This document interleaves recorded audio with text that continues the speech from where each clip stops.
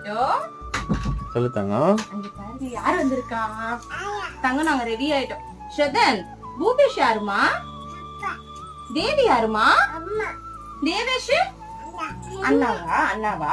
பரணி யாருமா? பரணி சித்தி மாவ. சித்தி தானே அவ அம்மாவா? பரணி யாரு? அம்மாவா? சரி, சந்தியா யாரு? சந்தியா அத்தையா? ரக்ஷி அக்காவா? கோயம்புத்தூர்ல யார் யாருமா இருக்கா?